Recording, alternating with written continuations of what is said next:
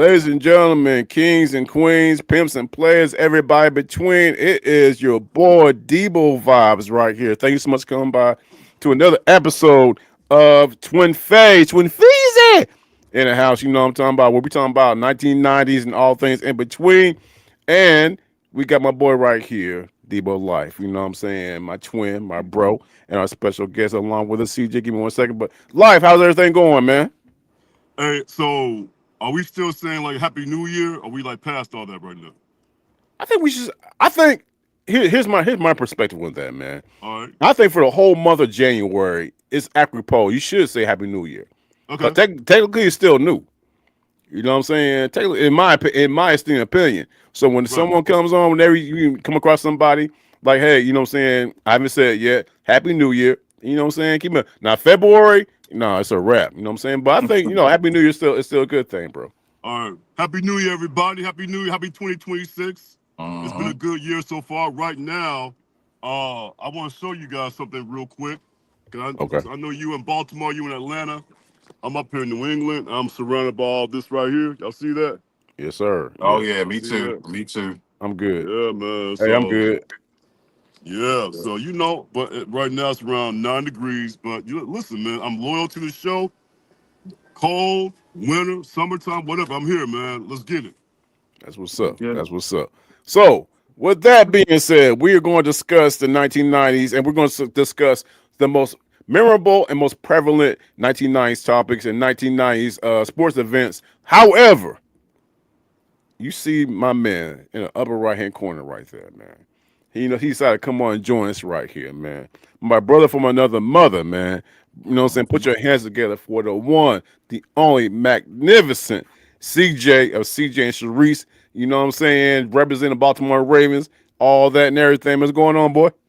Man, I can't call it, man. You know what I'm saying? Just happy to be here. Appreciate you and Life having me on the show. You know what I'm saying? And I'm looking forward to it, man. You know how we do when it comes to these sports, man. I'm ready. Yeah, Yeah. yeah, yeah. So how's that temperature in Baltimore, man? I've been looking at the weather reports, man. And last time we talked, man, it wasn't looking so good in the Baltimore area, man. How it looking right Uh-huh. now, bro?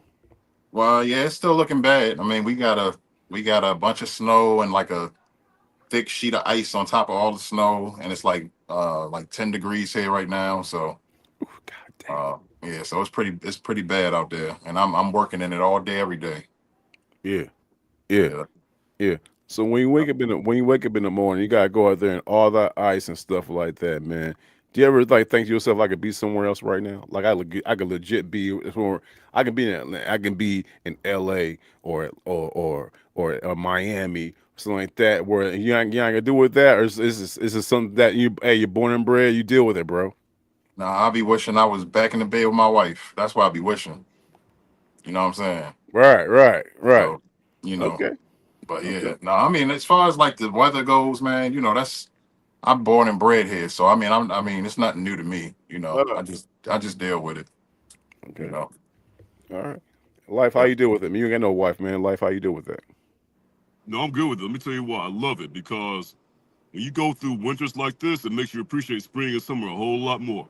Mm. A Hmm. whole lot more, man. Like once it gets a little warmer outside, man, and you've been up here in the summertime, man. It's beautiful up here. Oh, for Well, sure. you know what Yeah. I'm saying? You gotta take the good with the bad, you know what I'm saying, man? So it's all good. It's just part of life, like, you know what I'm saying? Like CJ says, you just roll the punches, you know what I'm saying? It's pretty much like, first of all, it ain't like, people are just, out here all day, every day, you know what I'm saying? You gotta walk Hmm. through it and everything. It ain't like, we live in there and nothing like that, you know what I'm saying? So it's all good, you know what I'm saying? It's like down south in the summertime, you know what I'm saying? Can you deal with down south in the summertime? All mosquitoes and things like that. You know what I Right. mean? So it's like, yeah, take the good with the bad. Yep. Right. With the Okay. bad. All right. So All right. CJ, you ever been to Boston? No, No. No. You gotta never make been a to trip. You, Boston. you gotta you gotta make a trip up there, man. it's a Yeah. vibe up here. It's a vibe. It's a vibe. It's cool. Okay. It's Yeah, cool. I wouldn't mind going up there and checking it out. Yeah, they got their own vibe up there, man. You know what I'm talking about. And same thing with you, life, man. You definitely gotta go down there to Baltimore, man. I've been My, there, my, man. I've been down there, man. you, Remember, I thought I was you went through it. I don't know you been there before. no, I've been there, man. I was dating a girl who lived in Dundalk. Oh, okay, Dundalk. Okay. Yeah, Yeah, I was taking the This girl is down. I've been to total Baltimore a news few to times. me. Yeah, I taking the girl down. I've been to Baltimore plenty of times, man. Be more, you know what I'm saying? She lived right off of So, where that bridge, she like lived right down the street where that bridge went down. She around that area, you know what I'm saying? So yeah, when this happened? that was a long time ago. It's like shit, like 2019, man. Yeah, I've been to Baltimore, and then you know what I'm saying. When I took AJ down to DC, we go through Baltimore a lot. We stop by Popeyes in Baltimore. Right in 95, you know what I'm saying? So yeah, I know Be More. Shout out to Be More, you know what I'm saying, man? Shout out to God damn, what's that show they got down there, man? I forgot the damn show. It's on 92Q in the morning, man. I be listening to that shit. What's that brother name, man? Anyway, You talking about yeah, I pork like chop? both. Yeah. That's the show. That's the show. I be listening to that, man. Yeah, well, cause I was in the DMV a few times, man. I tried to move down to the DMV, so I was in Baltimore a lot. You know what I'm saying? But yeah, man. Shout out to Be More. Yeah, man. Appreciate that, man. What was that? What was that spot we went to? CJ. That one time we popped up, man, and we went that little. It wasn't a soul food spot. It was that spot we got. You know what the spot I'm talking about, man. You You took us talking about there. it? You talking about the chicken spot? Yeah. Yeah, hip hop. Yeah, there you go. Yeah. Yeah, Yeah. mhm. Yeah. Yeah, I'm gonna hit that yeah. spot. Yeah, I mean, I'm for sure gonna hit that spot up, man. By the way, man, I'm trying to figure out who. I've been to both places. I've been to Baltimore and I've been to Boston. And I'm looking at it from the perspective of the beautiful women. I saw both in both places. To be honest with you, Hmm. I saw both in both places. I will say this much though: Boston had a little more "quote unquote" variety. Yeah, I mean Baltimore. Had a little more. Yeah, had a little more variety though, man. Yeah, You know what I'm saying? Baltimore. Baltimore could be hit or miss. Hit or miss. Yeah. Mm. It's some beautiful women out here. Oh yeah, I You know. saw. Oh, wait, hey, man, Baltimore got some Yeah. baddies. I ain't gonna lie about Yeah. that, man. I saw someone else down there, man. Yeah. Yeah, man. Baltimore got some baddies, man, for real. But like you said, Boston a little more, it's a little more diverse up there a little bit. You know what I'm saying? But I mean, shit. And then there's baddies everywhere, worldwide. You know what I'm saying? So Yeah. yeah, but shout out to B Yeah. More. I like B More. Uh-huh. That's what's up. That's what's up. All right, y'all. So, gentlemen, man, we here for a reason, y'all. We here for a reason. And the thing about it is, me and Lyfe, man, we've been talking about this particular comment for this topic, excuse me, for quite some time. So what happened was, man, when we started doing this 1990 show right here, we started talking about all the things that we could be talking about, this, that, and the third, about the 1990s, which in my opinion, I think we all agree was the dopest decade ever. You know what I'm Uh-huh. saying? The dopest decade ever. 1980s, you know, hey, shout out 1980s. They did their thing. But we talk about the style of the 1990s, everything, the hypeness, everything was so hype. You know what I'm talking about? The 1990s were ubiquitous with hype, style, flair, all that right there. So Uh-huh. You my said ubiquitous. That's that Clark County education right there. That's that Las Vegas education, man, I learned ubiquitous. I learned that word 3 days ago. Oh, word. All I right, learned all that word right, 3 days ago. all right. They probably did teach it to Clark County. I probably wasn't paying attention. You know what I mean? Shout out Clark County though, for sure. They probably did. I wasn't paying attention though. Either way, it was in my head. So Lyfe said we need to talk about. Since we talk about the '90s, we need to talk about the best athletes of the 1990s. I said, cool, let's do it. Let's go ahead and let's go and do it. Talk about the best athletes of the 1990s. But probably yesterday, I'm saying, I'm getting my chill on, get my drink on, you know what I'm saying, indulge in my beer, you know what I'm talking about. By the way, speaking of beer, shout out to CJ for turning me on to the Natty Daddies. By the way, Uh-huh. CJ, you're Natty. Where's that? Where is it, sir? They in the freezer. I'm actually I just got home from work. My Mm, wife about to bring me some food, and I'm gonna put some food in my stomach. Then I'm definitely gonna grab the natty out the freezer. okay, okay, Yep, okay. Gotta make yep, sure. You yep, know what I'm yep. saying? We gotta make sure. You know what I'm saying that you're well taken care of. You know what I'm saying? I Oh got yeah, my you beer, my already cigar. know. Yeah, I already know. Yeah, I already know. I already know. So with that being said, I was like, let's go ahead and talk about the dopest sports moments in 1990, because there were so many moments that happened in the 1990s, whether it be on the court, on the field, off the court, off the field, that Uh-huh. just did so much. And the 1990s athletes, they weren't just athletes, they were actually influencers. They were individuals who the whole world knew a lot of times. You know what I'm saying? So what I decided to do was I asked Lyfe, instead of us talking about the athletes, let's go ahead and break down the top 1990s, top 10 most memorable sports moments. You down with that? He was like, yeah, I'm down with that. You know what I'm talking about. So, and with CJ, and what we're going to do is, if y'all saw the last episode we did a draft. We did a draft. Uh-huh. All right, of our top 10 1990s crushes, which, by the way, y'all got to check that episode out because we had some crushes out of this world. You know what I'm saying? Some made the cut, some didn't make the cut, goddamn. But we had the crushes, though. And so we're going to do it again. We're going to go ahead and do the top 10 most memorable sports moments in the 1990s, but we're going to do a draft. All right, number 10 pick, number 9 pick, number 8 pick, number 7 pick, etc., etc. We're gonna do it like that. We're gonna do it like that. However, we're gonna switch things up though. CJ, you're our guest. You're our guest right there. So Uh-huh. CJ, heavy is a head that wears a crown. You're gonna be the one who gives us your number one 1990s sports moment of that particular decade. Are you up to the challenge, bro? Oh yeah, man. I'm definitely down with it. Hmm. Okay. Definitely down with it. Okay. Okay. Here's another thing that throws me the fuck off. I got a list right here because on all my episodes, I got a list right here. I got my list. I do a lot of research. Lyfe said, we talked about 2 hours ago. He was like, man, list, I ain't got to do no damn list. I said, what? So this is going to be straight freestyle for him. Uh-huh. I'm looking forward to that. And he said verbatim, he said, through his words, goddamn, he said I got about 20. I got 20 moments in 1990s. I can spat off right now. I said shit. Okay. But in the back of my head, I'm like, okay, out of those 20 moments, 19 or 18 of them got to deal with something with Michael Jordan. About So 15. 15. Okay. All right. Okay. All right. So you're gonna freestyle it. You know what I'm saying? And I'm gonna go ahead and rattle off the list I got right here. And the number one will be CJ. CJ I gonna can't say, wait. okay, he gonna give it number one right there. Fellas, are y'all ready to take part in the 1990s top 10 most memorable sports moments of all time? Let's Let's get get it. it. Let's get it. Okay. All right.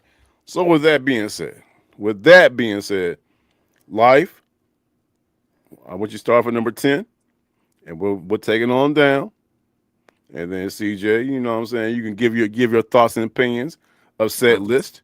And Okay. then once we get to number one, the floor is yours. But however, halfway through it, we're gonna take a pause. We're gonna do halftime, and we're gonna talk about what CJ got going on with the social den.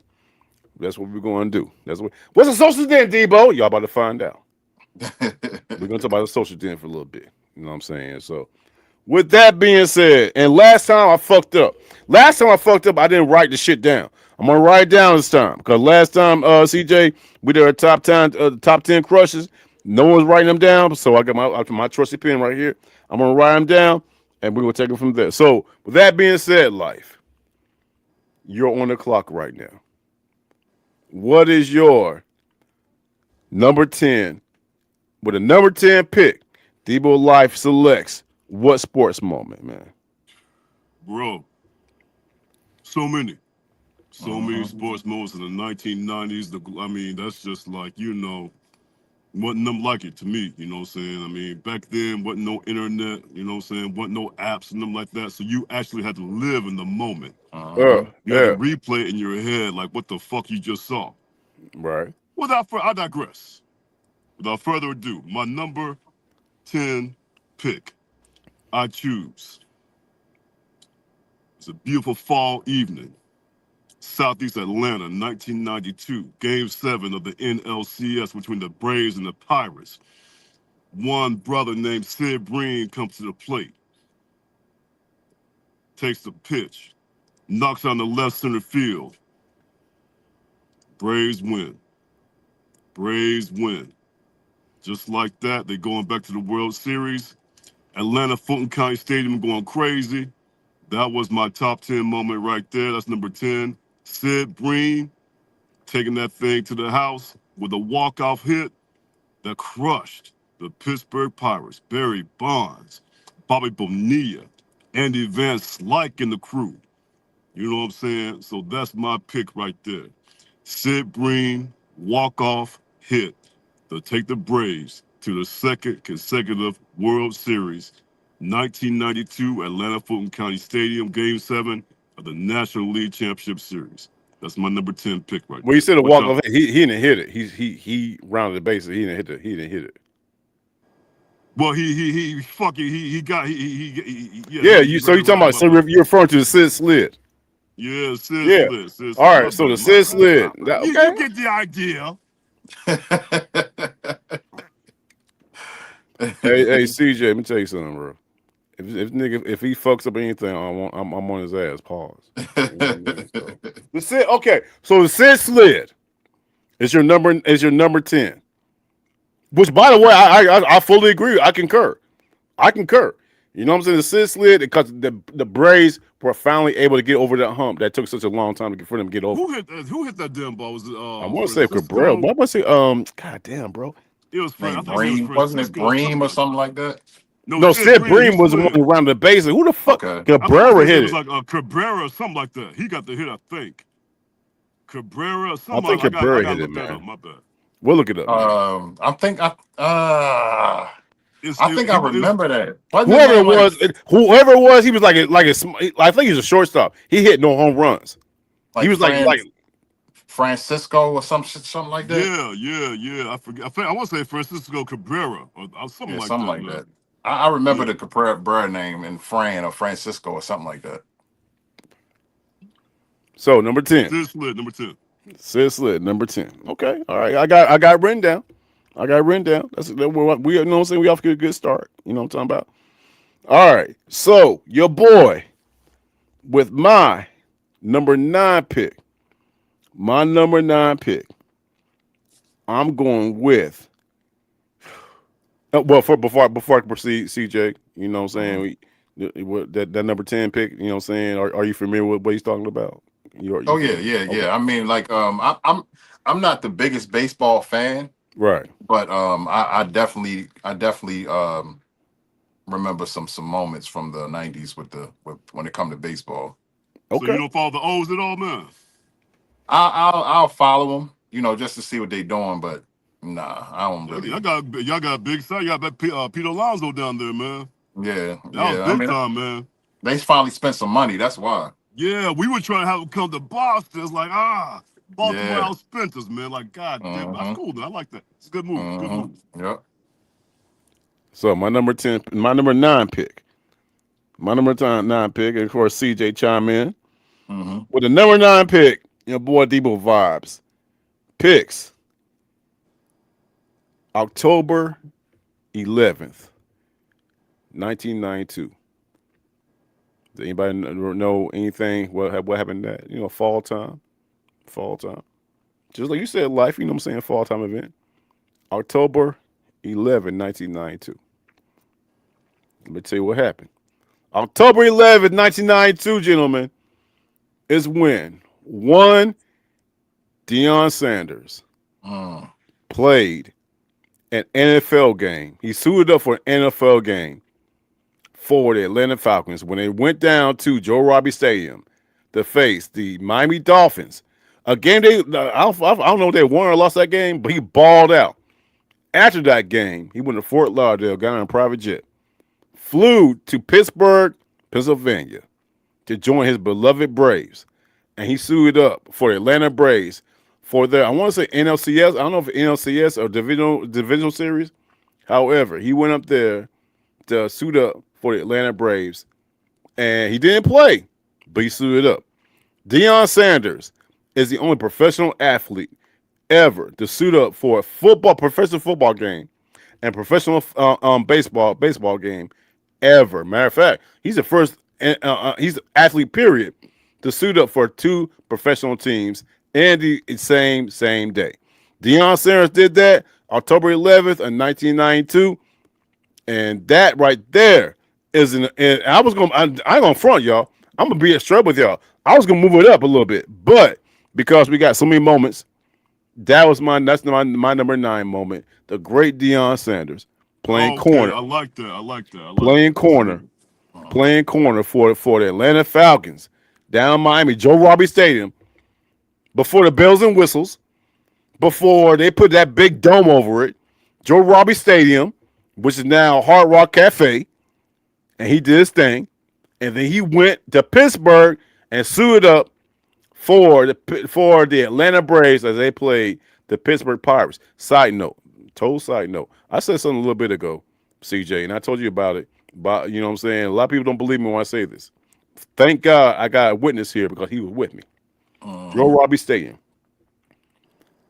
God damn it. I think we'll say 1995 this game happened. My brother and your boy, we saw in person. Now we couldn't get the whole concept of it because we were fucked up. I was drunk. I don't know about him. But I was at Joe Robbie Stadium. It was the Kansas City Chiefs at the Miami Dolphins. Marty Schottenheimer, CJ, versus Don Shula. Joe Montana versus Dan Marino. We were there. Me and my brother were there, and we actually saw Joe Montana's last game. Damn, that's pretty epic, bro. We didn't know. I didn't know the guy was fucked up. I was when Right. all right, what happened? What happened was that we were bored as fuck. He was like, "Let's go to the game." I was like, "Fuck it." So we got on this, and this has been so long ago. I can't, We jump on this train, the commuter train. We go down to Miami or Fort Lauderdale. We took a bus from, and then we just got in there, and we actually saw Joe Montana's last game. And that was a treat right there. That was a treat. That was a treat. Shout out to Deboe Lyfe, man, for taking me to Joe Montana's last game. Yeah, that's pretty dope, And bro. a side note, I actually met Don Shula in 1993. I met him. I shook his hand right after the Miami Dolphins versus the Indianapolis Colts. It was a Sunday night game on TNT. I lived with 3 white boys, and one white boy had some connections. We got into a limousine from West Palm Beach, went all the way down to Miami, watched the game, and I was able to see the late, great Don Shula. Shook his hand. That's dope. And All that's right, all dope. right. Dope moment right there. All right. Let's take a pause real quick. That's the second thing during the show. The second thing I had no clue about.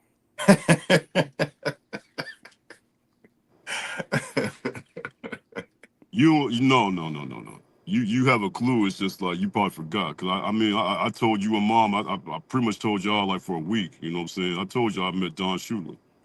You probably forgot at your old age. My old age too. Okay. But I met Don Shula. Yes, I did.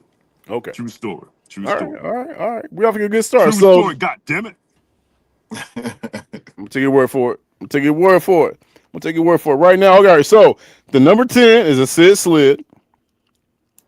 Number 9 is Dion. You know what's crazy about that Dion situation What's up? is the fact that it's epic what he did. Returning 2 touchdowns and then going to the Braves game. But in hindsight, the Braves lost that game They did. and the Falcons lost that game. They did. They did. They But did. you know what? Shout out They- to Prime Time who gave Tim McCarver that nice little ice bath after Game 7 of the NLCS. That was pretty epic moment right there. And back in the day, that was a no-no. Ain't no one ever done that shit before. Bath. Yeah, yeah. And I remember Carver. You're a real man, Dion. Yeah. No And sports. David Yeah, crazy Gustafson sports. just laughing. Yeah, yeah. Them Braves things back in the day. So number 10, y'all, we got Sid Slid. I'm seeing a theme right here, man. We got back-to-back Braves affiliation right here, man. So number 10 is Sid Slid. Number 9 is Dion suiting over two professional organizations, the Braves and the Falcons. You know what I'm talking about? So now we go to number 8, to Lyfe. You know what I'm saying? You have that huge dictionary in your brain where you got to write nothing down. So what's the number 9? What's the number 8 one that you got? Indulges. We're gonna keep this thing in the A. We're gonna keep it in the A. 1994. Okay. Georgia Dome. One said Prime came back to the A in a Frisco uniform. Mm. One of the epic moments in all of sports, in my opinion. Definitely one of the epic moments in the A. He returned to the Georgia Dome, and he returned one to the house. High stepping, looking at the Atlanta Falcons sideline at the same time. Took one to the house. Frisco wins. That was my number 8 moment right there. And on top of that, that was A1, A2, essentially would be where Prime and Andre Rison, they went at it. They knuckled up, fist flowing, all kind of stuff right there. But yes, that's my number 8 moment. Prime coming back to the A. This is my house. I built this house. He God kept damn it. saying it to That's the what I'm crowd. saying. Mm-hmm. Number 8 right there. Prime coming back to the A and taking one to the house. Number 8 right there. Okay. I feel hey, that was a crazy moment. I feel you. That's your 8th best moment in 1990s.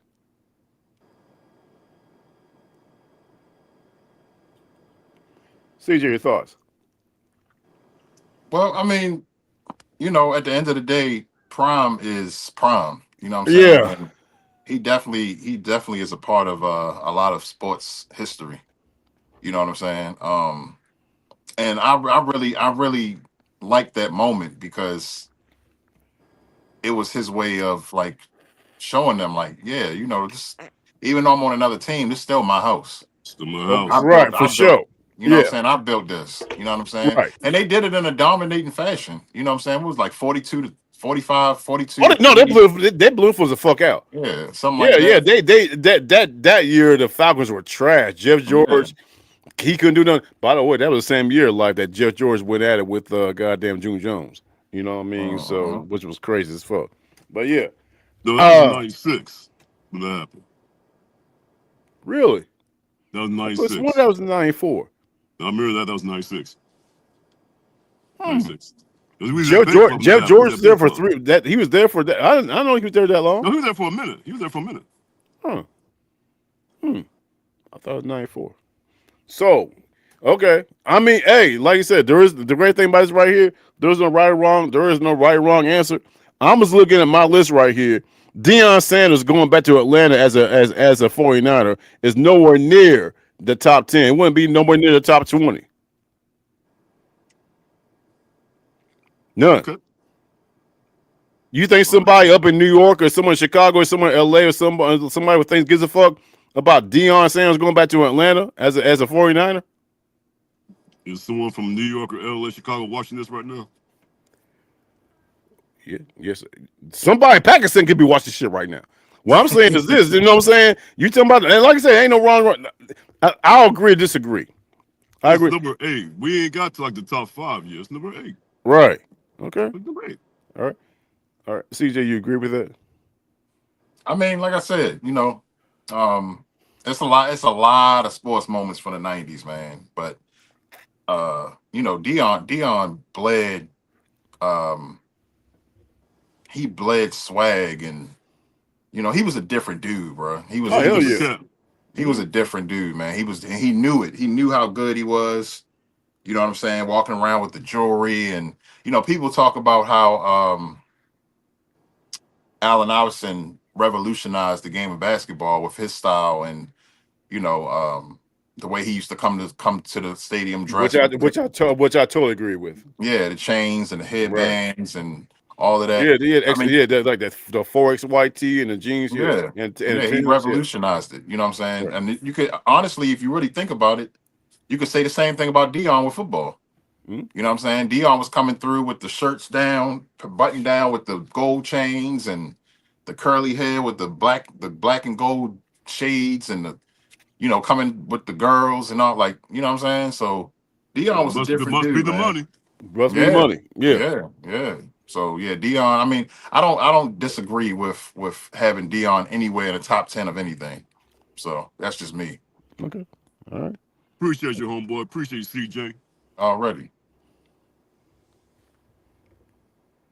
Hey CJ, I invite you on here, man. You might want to start agreeing with me, bro. That's all I'm saying, though. Okay? That's what I'm saying. I invite you on. You know what I'm saying, Hey hey, man, hey, you I know what don't I'm saying? want no Run, hey, hey, smoke. hey, man, kid running back. You know what I'm saying? Yeah, you right. No, you right. No, I don't want no smoke. It's I don't all want no good, man. smoke. No, I will say this much, Life.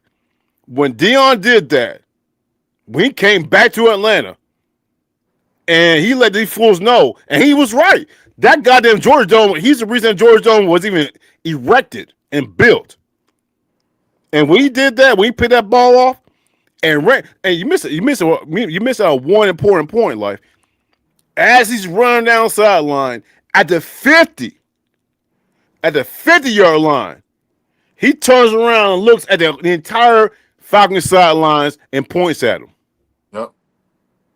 And he was Yeah. saying, "This is my house." Yep. That's what he was saying, Yep. running down the sideline. Yeah. Yeah. Mm-hmm. Yeah. I got you. I got you. Now, Yep. number 7 for me with the number 7 pick, and a lot of people forgot about this right here, but it tripped me the fuck out when it happened. Because it was a true it was a Karen moment before Mm-hmm. Karen was even thought about. It happened back in 1994. Wait.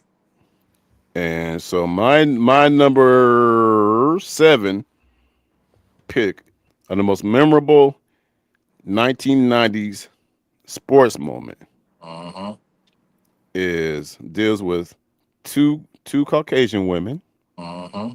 in 1994. Never forget it. And one Caucasian woman was like, you know what? She gotta go.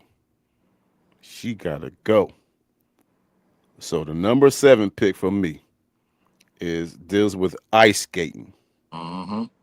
Nancy Kerrigan getting assaulted by Tanya Harton's goon in Detroit, Michigan.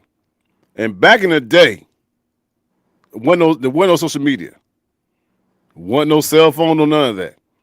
All the whole world saw was this ice skater after practicing the aftermath of her getting assaulted by a goon who was hired by her competitor, Tanya Harton. Mm-hmm. And everybody watching her, the news and everything, she's laying on the ground. Why? Why? Yep. Why? And that caught everybody's attention. And the goon took her leg out, tried to break her leg, to get her out of competition. It didn't happen. You know what I'm saying? He bruised her leg. But the amount of attention that got, and everybody's trying to figure out what the fuck happened to this girl. And then it came out that her competitor, a fellow ice skater, hired one of her goons to take some kind of metal rod as she's walking on practice to attack her ass. And they're ice skaters, bro. And ice skating. Like that's the An last thing you ice thought skating you would hear. event. And ice skating. Yeah, It's it's an competitive, ice man. skating event. Competitive. Yeah. It was an ice skating. And it was something no. First of all, have y'all already seen that shit before? No. No. No. Ain't nobody ever seen that shit before. You know what I'm talking about? So when you look at how it happened and what the fuck, like this woman coming off her ice skating event gets attacked by a rival ice skater with a metal rod, and he went in on her. Yeah. So that to me, if not anything, if not memorable, that's polarizing right there. That Mm-hmm. Tanya Harton using her goons to attack Nancy Kerrigan. What y'all think about that? Let me tell you And to something, be honest with you, man. I was gonna bring this shit higher. To be honest with you, because ain't no one ever saw this shit before. But you know what? Nancy Kerrigan, she up here in Boston right now. She doing like commercials, she living her best life. And you know what? And you said the right thing, bro. It had it not been for that, nobody would ever know who the fuck she was. Yep. But That's because facts. that happened, yeah, she lived her best life. She would never had to pay for a meal again. That's facts. Yep. Tanya She Hart, I don't know was what the fuck she doing right now. You know what well, I'm saying?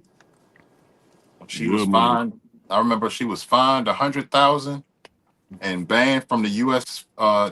Figure Skating Association for life. Damn. Woo. Yeah. Hey All man, of that that's because you was jealous and you know. And if y'all remember back in the 90s, figure skating was like idolized. Like that was like it was nothing but positivity around it, you Mm-hmm. know, and it was Yeah, elegant, it was you elegant, know. pure, and natural. Yeah, Yeah. yeah, So that, for that to happen there, that's why it was like the shot heard around the world. Like they was covering that on CNN and yeah, everything. So yeah, it was a shocker. It was I remember watching it live on CNN. It was a shocker. yeah. That was Yeah. crazy. That was Yeah. crazy. So That's a good that's pick. my number 7 right there. That's my number 7. So we're gonna go into Debo Life's number 6. Then we take a pause for the cause. But Debo Life, go ahead with your number 6, man. we doing. What decade we doing around 1990s? Okay, Yeah. so we're gonna start off to when the 1990s start off. I'm going all the way back to early 1990, Okay. where the unthinkable, the unthinkable took place. I want to say it might have been February 1990. Probably I don't know the day. I know it was January, February 1990. Man, the unthinkable took place. Okay. Mike Tyson got knocked the fuck out by Buster Douglas. Ooh, I forgot about that. I forgot about that. Dog, I've totally forgot about that. That shit. Do you remember that shit with Mike Tyson? He on the floor trying to find his mouthpiece Trying and to find his shit. mouthpiece, Didn't know where the fuck he and the referee's was. like, and he's counting down, and Mike just sitting there is like trying to grab it. Dog, The I punch heard totally around the forgot world. That about shit was that literally shit. heard around the world, bro. Around the world, that shit was heard around the world. I think it was in Taiwan or some shit like that. Yeah, there's some somewhere Asia type shit. Yep, Yeah, and Buster Douglas knocked his ass out. And Mike, he was never the same after that. Never the same after that, I man. totally forgot about that, man. That's my number 6 right there. That shit right there was like unthinkable. Cause you gotta understand, for people don't, I always tell these young people, just YouTube Mike Tyson from the late '80s, YouTube 1988 Mike Tyson, what the fuck he was doing to people, Right. and for that shit to happen, for him to go down, dude, he fell down to the floor. It only takes that one punch, and Buster Douglas, And Brother Doug, he was a flabby motherfucker. yeah, it only yeah, takes that but one punch, it was you that know. reach, bro. Yeah, yeah, Buster long. had He like reach. had them long Yeah, ass arms type shit. Yeah. it was that reach. And then Mike also, I'm not, and I've talked about this fight for so many, so many times over the years, but not to make excuses for Mike or nothing like that, because Mike head just wasn't in the game. You know what I'm saying? He had a lot going on. He was, buying tigers and shit, and the girls were Layla Rashawn, and then he started feeling himself too much and all of that. So it was a lot. It was a lot that went into Is it. that? Hey, hold on. Is that Sharice? That is. Yeah, she can come on. She can say hi. I would like Sharice to say hi. No. That's unacceptable. No, Sharice, please say hi. You want to If come through here? Sharice, if we cool Sharice, she'll say hi. You ain't got to do all that. I swear to Say fucking hi. God, if she don't say hi, I'm gonna hold it against her for life. There she go. There she go. That mainstay. See, look at her. Look at her. Goddamn. Debo Life. This is Sharice. That's Sharice right there, man. She's the mainstay. She's one of the main. She's the main one. You know what I'm Okay, saying? She's that okay, chick right there. You know what I'm saying? She's my sis right there, man. okay. That's How what's She's up. like, y'all That's what's up. doing? we doing good. She's the reason. Hey, Life. She's the reason when we was trying to go up to Baltimore to surprise CJ for his birthday a few years back. She was the conductor, bro. She's the Okay, main one. she was a mastermind. She's He the was man. the Oh, for culprit. sure. This nigga had no idea. She Yeah, was the culprit. I yeah, was just watching that live too. yeah. Oh yeah. What's going on? Everything good? Yeah, Okay. just had to make sure he ate before I went to sleep. He might eat. He might eat later on when he's in bed too. You know what? Bye, Debo. Bye, twin. All right, deuces. Did I say something You wrong? good, What I say? baby? What I say? Yeah, I'm good. Thank you. Hey, what I say? All right. So number 6. Okay. So before we go to halftime, y'all. Number 10 in 1992 is a Sid Slid where the Atlanta Braves beat the Pittsburgh Pittsburgh Pirates. Number 9, Dion suiting up for two professional teams in the same day. Number 8, Dion returned to the Dome, Georgia Dome, the edifice that he made, and in a different uniform to defeat the Atlanta Falcons as he was a 49er, pick six, all that, and a fight against Andre Rison. Number 7, the original Karen, the original Karen, Tanya Harton, put a hit on Nancy Kerrigan in ice skating, y'all, in ice skating, but she bounced back. And number 6, Buster Douglas knocking out Mike Tyson, and which the whole world had no idea he was going to do. That's it right there. So we're gonna take a pause right there. That's our top 5 right there so far, and we're gonna take, take a moment for CJ. See, man, you know what? Now, I'm stupid as fuck. I should, Sharice is right there. I should have kept her there to talk about the man cave. But I mean the social den. But It's all good. I said smart remark, so she, I get it. My bad, my bad. I said smart remark. It's all good. So if y'all don't know, my man CJ and Sharice, CJ and Sharice, they have, if not the most provocative, engaging, and overall just interesting and fun live every Wednesday at 7 o'clock. It's called a social den, where they go about and they bring guests on and they talk about topics, things that average people don't sometimes, if and don't get me wrong, CJ, sometimes don't feel comfortable about. But when you go onto the social den, you're in a safe place to talk about it. You know what I'm saying? Very much it reminds me, to be honest with you, it reminds me of Maggie T's show that she has as well. You know what I'm talking about? But what I want to do is, CJ, man, I wanted you to, say if you could, briefly talk about the social den and what it does, that, what I'm saying, how it got to where it is right now, and let's know a little bit more about the social den, bro. Well, real quick, the social den is just something that me and my wife came up with a couple years ago. We just wanted to start a show that could relate to the people. Mm-hmm. And we didn't know where it was going to go. We did the first episode, and um, one of our my wife's god sister actually was our very first guest on the show. Mm-hmm. Um, and it was very engaging because our supporters are the best. You know what I'm saying? So they support us in everything we do. So we definitely was excited, but here we are 5 seasons later. And we've had anybody that you can name on the show. You know what I'm saying? And being able to just go to an inbox or to a text message and be like, hey, what you think about, you want to be on the social den, and it's a immediate yes. Nobody ever either it's immediate yes or it's I'm too shy or something like that. But it's never been a no. Right. You know what I'm saying? It's never been a no. But we just tackle everyday topics that society is kind of try to shield from everybody. We talk about a lot of things, grief.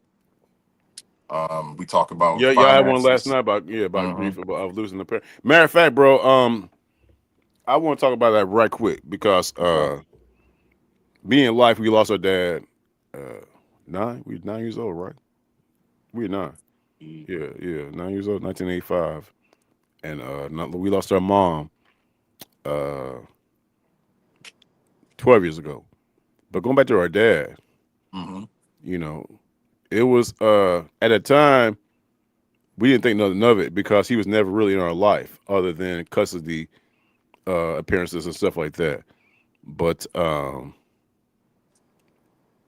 being in a single household with you know what I'm saying, with our mom holding it down for everything, Hmm. we just thought that was just a way of life, and she held down something serious, man.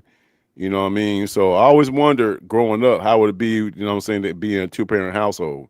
Hmm. But shout out to her, man. She did her thing, man. So when you Women are have, amazing. yeah, going back to what I said, man, and when you have, what I'm saying, a loss of your parent, you losing your parent in an early age, man, that could be something wear something on you, but at the same time, it can make you stronger though. Hmm. Absolutely, absolutely. And we had a great show last night. MRTV was the guest, and had a great show last night. We actually coming up on our 100th episode this season. So yeah, we're very happy about what it's become. It's an award winning show, of course. Yes, it is. Um, Mm-hmm. so we were very very happy, very pleased with where and a lot of people. It's a lot of people that we didn't know watched our show behind the scenes that Mm-hmm. watch it. You know what I'm saying? We found out later on a lot of people watch our show. People that we thought would never, wouldn't even have thought would be watching us watch us. You know what Right, I'm saying? right. So, but overall, man, I'm just very pleased, and we love the show, and we glad that everybody else, love the show. Deboe been on the show twice. Mm-hmm. You know what I'm saying? And Life, we would love to have you on the show one day too, Oh, if you don't mind. absolutely. I would love that, man. I would. Yeah. So you guys, like social things. You guys touched on like the whole ICE situation at all on your shows and them like that? Or No, no, we don't. We haven't. We try to stray away from politics in a way. political? Okay, got you, Yeah, we got you. try to anyway, but I mean, it's not something that we just give a hard no to when it comes to. We never discussed it on the show, politics, because that's a very touchy subject. You know what I'm saying? But I would never say that it's a definite no that we would never touch on it on anything like that. But usually when we bring people onto the show, we learning about the people that come onto the show. You know what I'm saying? Unless it's a topic. If we have a topic, we talk to everybody. But we'll bring people on the show evolving around them. Like we brought Deboe on the show to talk about his cancer journey. You know what I'm saying? And other people came on whatever whatever they were going through, or just to tell people about them and their movement and their journey and their walk of life. You know what I'm saying? So um yeah, it would just be my wife and I talking to you about what you're comfortable about talking about. We never cross any lines. We keep it respectful. Right. You know what I'm Okay. saying? And all That's that. what's So up. it's a dope move, man. That's what's up. Yeah, I gotta check that out, man. For real. I would Oh love to yeah, be on absolutely. there. I would love to be on there, no doubt. Absolutely. But yeah, I appreciate this giving me the time to talk about it, man. But yeah, that's the social den in a nutshell, man. Okay, So, what's like, up? let me ask you a question. Life, if you got on there, what would be your topic of choice? What was you talking about? Fatherhood, divorce, things like that. I've been through both, and the hardships of that. The hardships of pretty much being a single parent, because I'm pretty much doing it by myself, and I have my son. You know what I mean? And it can be Hmm. hard. You know what I'm saying? So just like little struggles like that. Pretty much things that would be my main thing. Probably just parenthood and the ups and downs, and especially when you ain't got I ain't got no family support up here, so I'm pretty much holding it down. Me myself and I kind of shit. You know what I mean? So kind of just put that to black dads and the negative light we get when it comes Hmm. to we can't be good fathers and things like that. So I mean, I love to go on there just to chop it up. I would love that. Cool, cool. The social den Wednesdays at 7 o'clock on CJ and Sharice. You know what I'm saying? So y'all peep it out. Y'all already know the deal is, man. So going back to this list right here, Hmm. I'm I'm torn because I got so much going on right here, and we only have 5 more picks. You know what I'm saying? Next was mine, and then Life, and then me, and then Life, and then CJ. You got to find a one, man. Uh, there's so many of them, so many of them. But I think I got my number 4 pick. Is it number 4 or Hmm. number 5? Let me double check right quick. Number 5. Number 5. 5. Yes, sir. Thank you. Appreciate it, Life. My number 5, with the number 5 pick of the 1990s most memorable sports events. My number 5 pick is Whitney Houston singing national Hmm. anthem in that Giants Bills game. Hmm. That's the number 5 pick right there. Dig if you will. When that Super Bowl happened, first of all, no one ever thought a Super Bowl was even going to happen. If anybody, you know what I'm saying, not knowing what's going on, that there was a we were at war. The United States was at war. You know what I'm talking about? And so a lot of people was like, do not play this game because we don't know what's going on. And it was an intense war. It happened in 1990, 1991, 1990, right, Life? Help me out. Yeah, that's when it started back in. I think we'll say like August '90. That's when we first attacked them. Yeah, Desert Storm. Is that what it was? Yep. Yeah, thank you, man. My memory is so shot, man. It's but yeah. So a lot of people was like, we can't play this game because there was so much uncertainty, so much fear about what was going on. Because, like, again, the United States was actually at war, so no Mm-hmm. one really knew what was going to happen at a public event with thousands upon thousands of people down Tampa. So Paul Tagliabue, you know what I'm saying, in my opinion, is the best NFL commissioner of all time. He said, let's go ahead and do it. And it was the Super Bowl between the New York Giants and the Buffalo Bills. Before the game started, Whitney Houston got up there and sung the national anthem. To this day, it is the best, best national anthem ever sung.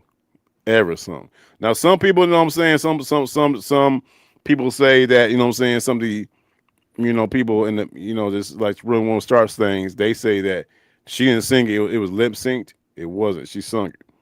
And she sung it like a songbird. And in that time, when everything was going on and the uncertainties about life, before a game, you get a songbird like Whitney Houston to sing a national anthem, one of the best national anthems, other than well, yeah, her national anthem was the best. You know what I'm talking about? The best national anthem ever sung, and for her to do it in a Super Bowl right there in that setting where there's so much uncertainty going on. Yeah, I think that right there would be the best national anthem ever, and that's why I selected it as number 5 right there. What would you think like the second best national anthem would be? Hmm. Marvin Gaye. Mm. I would say the 1983 NBA All-Star Game in Yeah, LA, Marvin Gaye. Marvin Gaye. Yep, that's Yeah, mine right there Marvin too. Gaye, and then the number 3 would be Jimi Hendrix when he did with his guitar. You know what I'm saying? But yeah, yeah. So I think that's a great question. Like, so Whitney Houston won that we've been off from Marvin Gaye. But for the sake of this conversation right here, my number 5 would definitely be because of the gravity, and it was dog. It was nobody knew what was going on. Because you got to realize back in the day, when no so again we keep talking about when on social media, we're going by the news. CBS News, ABC, CBS Nightly News, ABC Nightly News, NBC Nightly News. That was our social media. Without them, we had no idea what was going on, unless you got a special report. So all they said was like, "There's a storm. There's a storm." All that stuff was going on overseas, and the things that they were broadcasting was not pretty, and which is why we was like the Super Bowl may not happen. Not only did the Super Bowl happen, they brought a huge performance to you know what I'm saying with Whitney Houston singing the national anthem, and so and to this day, if I go on YouTube right now and play that video, I'll tear up. Oh I'll tear yeah. the fuck up. Unapologetically, I'll tear up. So You can't forget about Luther. Luther did one for Super Bowl 31, I believe. Okay. Yeah, it's Super Bowl 31. Luther Vandross when the Packers beat the Patriots, I Down believe. New Orleans, yeah, yeah, I Yeah, remember that one. yeah, Yeah. yeah. And it was oh like okay okay yeah, it okay. was real smooth rendition. You know what I'm saying? Mm. But Whitney is number one all day. You know, that's the greatest rendition I've ever heard in my life. Yeah, can't be touched. Cannot be Yep. touched. I just remember her glistening with sweat. You know, she was sweating in that sweatsuit Yeah, she had a with little, that like a band. little tracksuit on. Yeah. Yeah, with the band around her head With a and bandana. Yeah. yep, and that beautiful smile. And she was smiling the whole time she was singing, and I'll never forget it. Yeah, but that's a great pick, bro. Yeah, I appreciate it. Number 5, Whitney Houston. All right. Life, what you got, man? Number 4, right Mm. here. Now, And before we continue, you got 2 more picks. I only got one more. I got one more, and then CJ will give us the he'll give us a crescendo of the number 1. Proceed. my number 4 pick, and obvious pick, of course. You know what I'm saying? Michael And Jordan. obvious pick, Mm. obvious pick. And so many moments from MJ, but of course we all got to look at what went down. Game 6, 1998. Yeah, Byron Russell got one. Michael Jordan. What he did, he just told everybody get the fuck out the way. Dennis Rodman, Scottie Pippen, Tony Kukoc, they all just got out the way. Let MJ be MJ. Byron Russell guarded him. We tried to guard him, and he just hit that shot. Arm extended, ball game. And the fact he just had that arm up for just a few more seconds, as Michael Jordan pretty much said bye-bye to the NBA. We all know he came back, but he said bye-bye. He just said bye-bye, I'm out. Even though he went to the Wizards, he wasn't really the same MJ. But that MJ that night, he just said bye-bye to the world. Game 6, championship number 6, ball game. That's my number 4 right there. Michael Jordan hit that game-winning shot against Utah in the 1998 NBA Finals. Yep. Don't forget who he stole it from. Stole it right from Carl. Oh, Stole, big stole it call. from Had Carl laid out on the floor. stole it from Carl. And that's what people forget, man. I'm glad you brought that up, CJ. Mm-hmm. Michael Jordan's defense. People talk about his offense, his scoring, his Mm-hmm. defense. People forget this man was the 1988 NBA Defensive Player of the Year. Defense, going for loose balls, stealing the ball, blocking shots. He was all over the place. I mean, everybody talking about his little fadeaway, his dunks, his reverse layups, all kind of stuff. That's all accolades right there. That's cool. But Michael Jordan prided himself on defense. So Mm. yeah, I'm glad you brought that up. He stole the rock from Carl. Stole it. And rest is history. Ball game. MJ, the greatest of all time, the GOAT. No Mm-hmm. discussions needed. Yep. Let me ask you a question though. Like everybody always be talking about, I can't see it. I will never see it, but people keep talking about it, and I think it's like a crazy ass narrative about the situation. People, I mean, Life. I know you watch that play like thousands of times, pretty much. I've seen it too. He didn't push off. So why is everybody always talking about he pushed off? He I didn't have no push clue. off. He didn't push off. The only reason they saying he pushed off is because Russell kind of like fell a little bit. Yeah, he slipped. Remember, he slipped. Yeah. That's why he's trying to get himself back together and get man. He slipped. No, I mean he barely touched him. You can tell Yep. because MJ hand was like this Mm. when he did it. You know what I'm saying? So it's kind of like but it was poetry in motion. Mm. You know what I'm saying? It was poetry in motion. The way he did it, the way he told everybody clear court, and it unfortunately it was Russell that was on the other end of it. You know what I'm saying? Yep. That's what he will be remembered for. Yep. Can Him and y'all Craig imagine, Elo. dude? Him Let and me. Craig Elo. That's what people Oh yeah, forget. That's a Craig good Elo. point, Yeah. dog. CJ, that's a great point. Both of y'all. Mm-hmm. You get Craig Elo and Byron Russell in the same room, and you have a random person walk in. The first thing they're thinking about when they see them Michael Jordan. Michael Mm-hmm. Jordan. And Michael Jordan. Imagine how that make them feel though. I done did all this. I did all this work to get to the NBA, and that's what I remember for. Yeah. As Michael Jordan beating my ass. Which one look crazier, the Craig Elo play or the Byron Russell play? Oh man. Honestly, honestly, me personally, I couldn't pick one because I look at the like I said, the Russell shot was the shot. They call Mm-hmm. that the shot. Mm-hmm. You know what I'm saying? And that was him riding off to the sunset. Yeah, like Life said, he came back, but nobody really, once he came back to the Wizards, that was just him just wanting to get all of the glitz and the glory and everybody honoring it's Michael Jordan, he's back. But the Jordan Chicago days is what we remember. And that Russell shot was the shot, and the Craig Elo shot was another big shot. But I just remember him hitting that shot, Elo falling to the floor, and then MJ, the celebration afterwards was the best part. You know what I'm saying? Yeah, So, yeah. I'm gonna say the Elo shot was the best one for me because back then you had a young, hungry Michael Jordan. Mm-hmm. You know what I'm saying? Yep. He was so he was starving. He was Kobe. He was starving. He didn't get a chance. Yeah, he was That's Kobe before he back even then. got a championship, man. So he was starving to get one. That's why he hit that shot. It's just all that adulation, it's all that ferociousness, you know what I'm saying? It's Yeah, like man.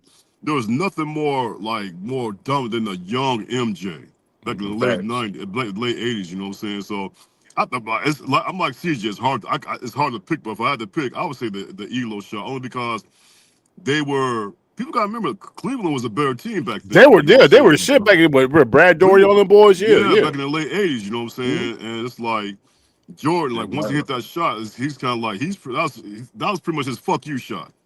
Yeah, it was. I'm MJ, you know what I'm saying? I got this, you know what I'm saying? So I'll probably say because he was still starving for a championship.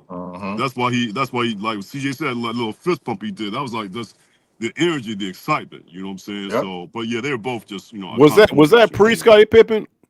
No, Pippen was there. Pippen was That's when Doug Collins was coaching the team. That's before Phil Jackson. Right. Yep. Okay. Yep. So that's my number 4 right there. D shot in Utah. So we're at the final 3, y'all. So I'm gonna get mine, and that'll be my last one. And then Lyfe, you got number 2. You got number 2 pick, Lyfe. You got number 2 pick, and then CJ has number 1 pick. And I'm torn right now. I ain't gonna lie to y'all, man. I'm torn like a motherfucker. Hell, I'm torn too. I'm torn. Yeah, I'm torn, man. And once we're done, I will definitely let y'all know, you know what I'm saying, the ones who didn't make it. But I had to make sure.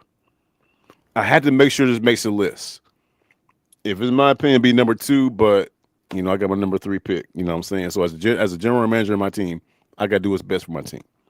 So the number 3 pick of Deboe vibes of the top 1990s, the 1990s top sports moments is Game 5 of the 1994 NBA Finals between the Rockets and the Knicks. Not so much the game, but the events that happened during the game.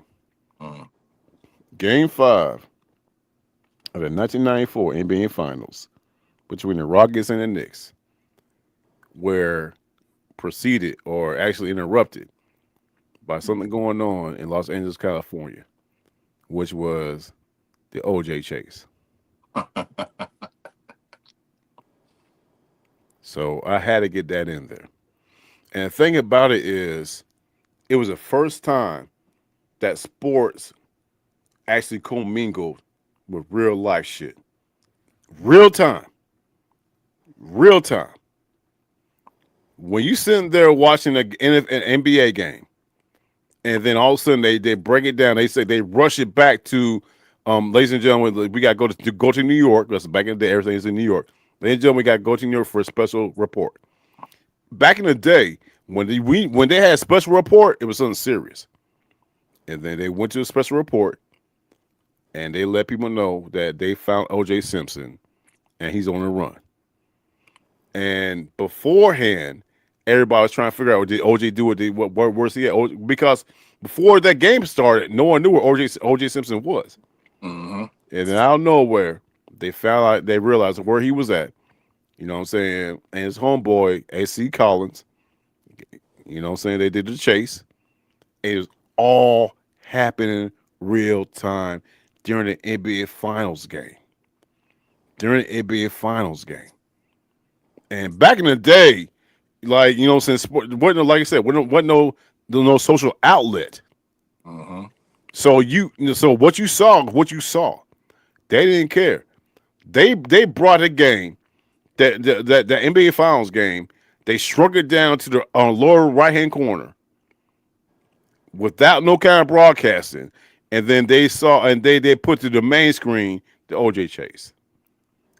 So you had commentary from instead of commentary being with the basketball game, you had commentary of the OJ chase.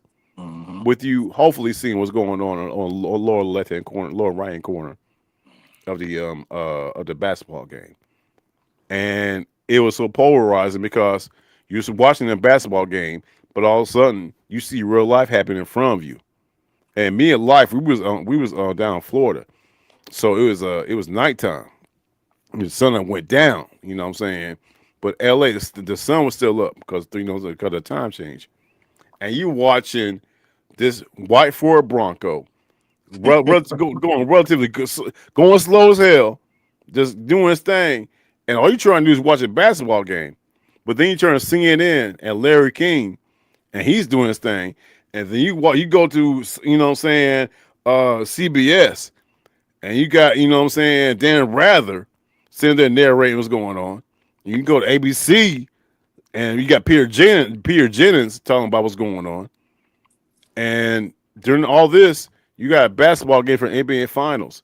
And again, back in the day, there was no other way you could watch that game. There was no way. But game be damned. These networks were like, you gotta see what's going on right here. And it was the first time not the first time. I think the first time that really sports commingled with real life is back in, I want to say 1980, whatever, during Monday Night Football, when Howard Cosell announced the death of John Lennon. You know what I'm saying? So, but when you think about that OJ chase, and like I said, some of those people like me, you know what I'm saying, some 19-year-old kids like me and Lyfe, we try and watch a basketball game, and it's all happening real time. Real time. That's the main thing about it that made it so polarizing. I had to put that on the list somehow. So my number 3 is the 1994 Game 5 that included the OJ chase, OJ Simpson. And I will say this much. I should put the OJ chase in front of it. The OJ Simpson chase that happened during the game. Great That was pick, bro. crazy, man. And the thing about that was because I remember the Houston Rockets. They had a documentary about their back to back. I think it was called Clutch City, I think. Yeah, And yes, I'm right. Yeah, they were talking about that, and they said that I'm gonna grab a beer. they're Real quick. trying to go play this ahead, man. game. They're trying to play this basketball game, and again, like we said, no social media, so they're going by word of mouth. And Kenny Smith, someone like tapped Kenny Smith on the back, and they're telling him what the fuck is going on out in L.A. He's like, hell no, what the hell? And I think like some of the players, they were trying to like get a glimpse because they had like the monitors, this little TV screens on the press row. They're So you actually had the game, nigga. They're the game. during the game. So they're trying to like see. So you had the players during this game trying to figure out what the fuck is going on out there. Madison Square Garden, you're hearing like all this murmur and everything around the arena. Like what the hell's going on in L.A.? Right. So you had the players like they're trying to play this game. But at the same time, you know what I'm saying? They're like trying to figure out what the hell is going on. But they was like, are you like OJ on the run? Like what? And the players like, what the fuck going on? They had to play this game too. You know what I'm saying? So that shit was so bizarre, man. And how that shit went down during the game was one of the craziest days in sports history. Because the NBA Yeah. Finals, they had to go ahead and go back from the finals to this chase. And people, I just like, just thinking about the magnitude of that thing, man. Like OJ on the fucking run. And everybody's like watching this shit like, you know what I'm saying? But like jaws dropped and shit. In You know what real I'm saying? time, So and that game, that's why I keep stressing real time. real time, man. That's why And that game everybody was, was hey, gravitating to what the situation is. that We game all was know secondary. That game was so secondary, man. so secondary. It's a bro, nigga. If somebody put a gun to my head and be like, "Who won that game?" I'll be a dead motherfucker.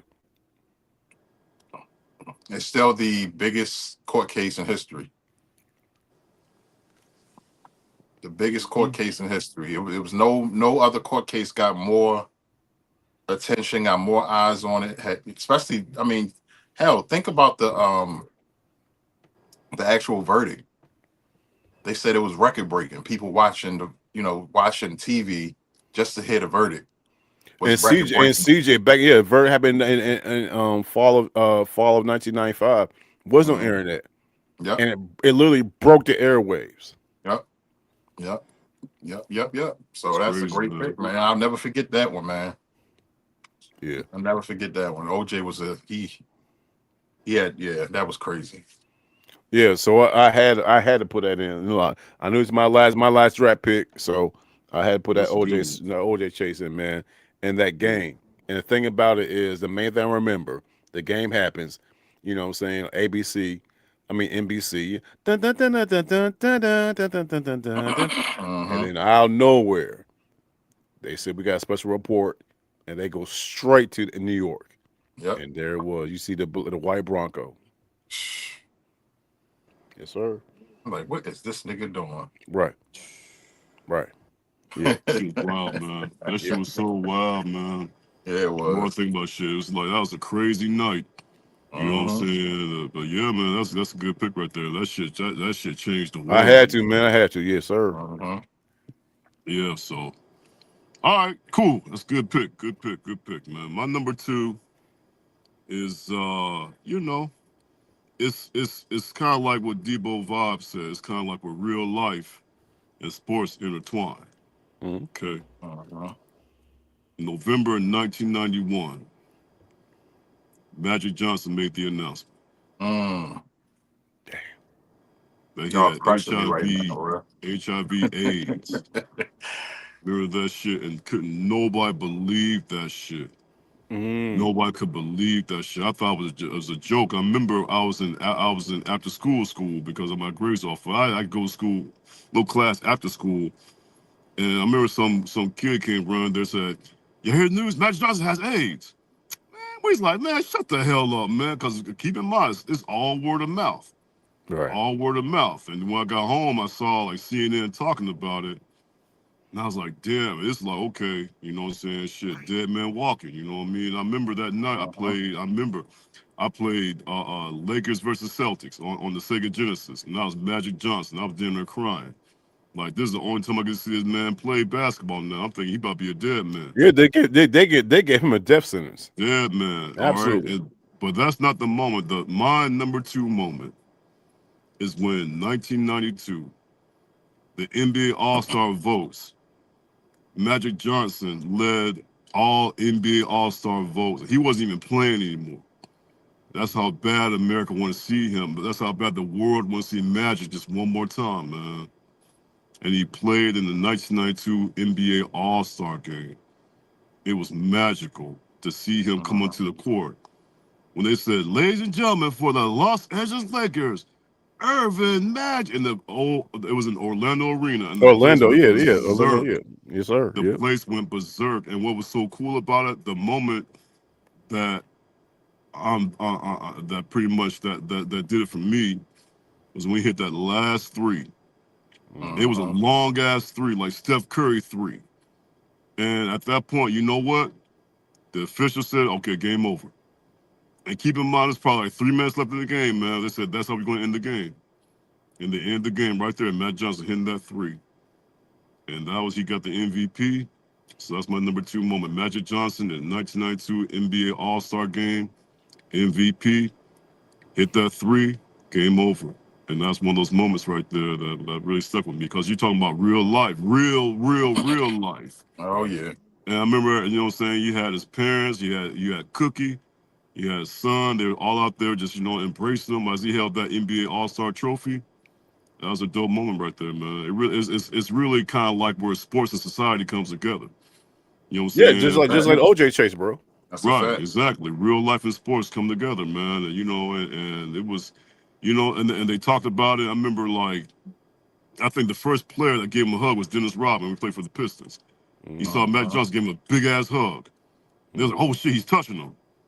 You know what I'm saying? And at that point, they said, "Okay, we cool with this." And you know what I'm saying? They Magic did the same Johnson, thing with Isaiah Thomas, right? When Isaiah Thomas kissed him, they were like, "Oh, don't do that." yeah, they did all And that he's shit. like, "No, Yeah, this is my so brother. Yeah, it's my brother." yeah, so that was a dope moment right there. You want to talk about like, the solidarity right there and showing the world, you know what I'm saying? Larry Bird's like, yo, this my dude right here. Mm-hmm. Michael Jordan, man, is like, that's my guy right there, man. Just to see him pretty much shut up all the critics, shut up all the fears, shut up all those people who didn't want to see him coming back, whatever, man. So that was a dope moment right there for me. So that's my number 2, Magic Johnson, the 1992 NBA All-Star game. That's my moment right there. Bro, Great that's a pick. good one, though. That's a great That's a good. You done brought up two of them that I totally forgot about. The MJ one, I mean the Magic Johnson one, and of course the Buster Douglas one too, man. Uh-huh. Uh, I That's a great pick. remember I was it was actually during football practice, and after practice, Coach Johnson he brought everybody together. And my bad, CJ. Coach Johnson, he was a football coach of varsity football, Okay. and he brought us all together. He said, "I need to talk to you guys." He said, "Have you? Do you guys know what I'm talking about?" And we was like, "Yes, sir." Because somebody, you know what I'm saying, was like, "Hey, Magic got AIDS, Magic got AIDS, Magic," and it just swirled around so much. We were doing 7-on-7s that our mind was so fucked up. Coach ended practice, and coach was like, "Look, we got to talk." He's Man. and he knew Coach Johnson knew that he was talk to young men. A lot of us didn't have dads in the house. Just Well, That's a he fact, was the man. dad. He was like the he father figure. Yeah. he was Yeah. our dad, and he was Yeah. like, Magic. Yeah, I don't know if you guys know, but for those that I got the news too, Magic Johnson has HIV. Actually, he said he had AIDS because back in the day we couldn't differentiate the two. He Yeah. said Magic Johnson had AIDS. He said, gentlemen, he said, fellas, please be careful. And we said, yes, sir. And I never forget, Coach Johnson was like, you know what I'm talking about, right? And he basically saying, strap up, do what you can, not get AIDS. That's Because a fact. back in the day, again, like Life said, like you know what I'm saying, all the commercials and the songs and everything. Back in the day, HIV was a death sentence, and so or AIDS was a death sentence. And he was like, he told us, like, he said, you motherfuckers wear a condom. He said, I know y'all fucking, y'all wear a condom, and that's how practice ended. So, and then we saw Magic going, you know what I'm saying, to the court for the All Star game, and all the love he got and everything down in Orlando, Big O, down in Orlando Arena, man. It was something serious right there, man. That was something that you can put a smile on your face. That That's there a is fact. that's humanity type shit. Totally forgot That's about a shit, fact. dog. That's what's up. That's what's up. And Magic was such a likable person. Yeah, that's what I'm saying. Exactly. If he was like an asshole, like Yeah. if that shit happened to fucking Bill and Beer, you know what Right. I'm saying, or goddamn, like or Like Charles anybody, you Barkley, know what some I'm saying? shit like that. Who that? Yeah. Like Charles Barkley or Yeah, whatever. Charles Barkley, like, man, fuck him. Yeah, I hope you nigga die. You know what I'm saying? Yeah. Type shit. You know what Yeah. I'm saying? Or Kevin Duckworth. You know what I'm saying? Be like, yeah, whatever. But like, no one could not believe that this happened to the face of the NBA. Yep. And on West Coast, he was the face of the NBA. You know what I'm saying? We know Magic did. I mean, Michael Jordan did his thing, but on the other side, L.A. Lakers, Magic Johnson, and he got AIDS. And then the word, yeah, he. But the thing about it is, the main thing I remember about that, he was confident enough in his skin to make that announcement to the entire fucking world. That's right. Something to be noted, man. That's Yeah, right. yeah, yeah. That's a good one, Life. That's a good one. So, CJ, Yes, sir. you ain't nervous, are you? That's Sharice. Oh, that's Yeah. Sharice. That's Sharice. Okay, that's Sharice. Look at That's Sharice. Yeah, man. All right. So, CJ, before you make your number one pick, and uh-huh. then we're gonna discuss everything. Right. Let me go ahead and do the number 10 on down. Okay. All right. Number 10. The number 10, we're talking about the greatest moments of the 1990s for sports moments. Well, I fucked that all up. The 1990s top 10 sports moments. Number 10, Atlanta Braves, the Sid, 1992, the Sid slid against the Pittsburgh Pirates. Number 9, Deion Sanders suiting up as cornerback for the Atlanta Falcons and suiting up for the outfield for the Atlanta Braves in the same day. Number 8, Dion's epic return to Atlanta, Georgia, and the Georgia Dome, the edifice that he built as a San Francisco 49er, get into a fight with Andre Rison and intercepting the ball, running it back 92 yards as only Dion can for a touchdown. Number 7, Nessie Kerrigan getting her ass whooped by the goon hired by Tanya Harden. He took that rod and put a smooth to her leg. It was a wrap. Number 6, Buster Douglas defeating Mike Tyson. And it's for Mike Tyson's first loss, not first loss, but most epic loss ever. Number 5, Whitney Houston singing the national anthem in the Super Bowl featuring the New York Giants, who won the game, versus the high-powered Buffalo Bills down in Tampa during a war that was ensuing between United States, I want to say Iraq or something, I don't know. Number 4, MJ versus Utah. The shot. MJ versus Utah. The shot over Brian Russell to clinch the NBA championship. 1998? Yep. Yep. All right. Number 3, the OJ chase during Game 5 of the New York Knicks versus the Houston Rockets. Real time, where everybody saw it. Number 2. The fuck is this shit? What's your number 2, dog? Magic. Magic. Okay, yeah. My fucking pen was tripping. Magic announcing he had HIV to the whole world and still being able to play in the All Star game and bringing awareness to what was going on. So Magic Johnson bringing awareness to the fact that he had HIV. And back in the day, that was like a no. It was taboo. Nobody know. Back in the day, nobody wanted to announce that shit, and he did it. And it was Magic Johnson who told the whole world, "I'm just like you. I That's right. have HIV." So, CJ, with that being said, sir, as you being a guest of our show here on Twin Phase, you've had some time to think about it. What is your number one 1990s top sporting event of that decade? Well, I'm going to say that once again that I appreciate y'all having me on the show. This was amazing. It still is amazing. We're not done yet, but and kudos and salute to both of y'all for y'all's picks because all of those were great picks, all of them. You know what I'm saying? And I'm not even going to say I appreciate y'all giving me the number one spot. You know what I'm saying? But um, actually, Lyfe actually took my number one. You know what I'm saying? My number one was actually number 6. You know what I'm saying for MJ. You know what I'm Mike, saying? okay. But I think this one is another one that was definitely it's definitely reputable. It's definitely rememberable. It's definitely memorable. Excuse me. And it's another one that had a lot of eyes on it.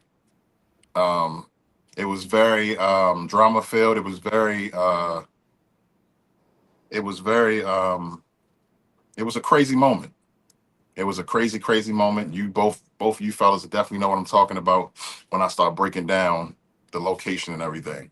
And that's just me. Now, when I say this is number one, but I also have a 1A. Mm. All right. So for me, the number one sports moment in the 90s for your man CJ. Um, June 28th, 1997. Um, MGM Grand Garden Arena in Nevada. Whew. Actually, it was part 2 of of these two men going at it. Okay, I okay. see, go ahead, bring it, boy. Okay, Bring it. I see okay, what you can go ahead, bring it, boy. okay, Um, okay. you I know, like this one. I like this one. one being from, Catskill, New York. Yes, sir. Other one being from my man Georgia, A. Deboe from Georgia, Atlanta. down to A. The Yes, A. sir. Mhm. You know what I'm saying? Iron Mike Tyson being 30 years at the time, Evander being a cool 34. Mhm. These two had met in 1996, um, a year prior, but none was bigger than this one. You know, um, the hype around this fight was insane. Because everybody wanted it again, and they were the two best fighters in the world at the time. You know what I'm saying? And Mike wanted his belt back. He was going to do whatever it took to get that belt back. But nobody thought that he would take it to the extreme that he did. And for anybody that don't know, and if you don't know, then I don't know what rock you was laying up under. For But sure.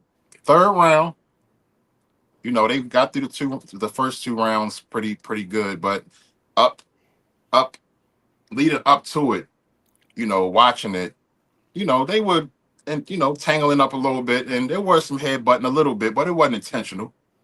Boxer's headbutt. Mike was trying to find a reason to do what he did. You know what I'm saying?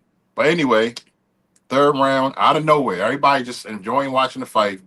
And out of nowhere, you see Evander Holyfield jumping up and down and spinning around. And we all looking at him like, what the hell is Losing his wrong with him? mind. Losing Yeah, his what the fuck mind. is wrong with him? And he started pointing like this with his glove. And everybody was looking like, what is wrong with him? And then they zoomed in, and there it was. The Yeah, chunk. big old chunk. The You know, chunk. that nigga really bit a chunk of that nigga ear, like on live TV. Like I couldn't believe it. Like he bit it. No one can believe that shit. Yeah. And then, he kept on saying he was headbutting me, he was headbutting me. Okay, cool. So Evander calms down. He's like, all right, cool, man. All right, come on, forget it, man. I'm about to really beat your ass now. You done bit me. What does Iron Mike Tyson do? Bites his other ear. Bite him again. You know what I'm saying? So, I I just I mean, of course Holyfield won because of disqualification. You know what I'm saying? You bit the man twice.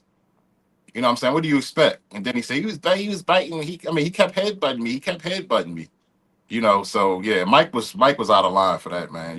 I was still a Mike fan after that, but I lost some respect for him at that time because I was just like, man, come on, man, you the best fighter in this planet has ever seen, outside of a Muhammad Ali or something like that. But you probably the most powerful, the most um, recognizable boxer at Dominate. the Yeah, time, dominate. Most powerful, most dominant. dominating. No one can fuck with Yeah, him. Yeah. man, of all time, dominating, definitely.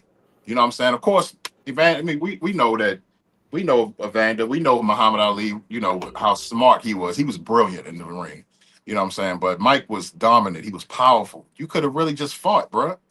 But I think at the end of the day, he really just.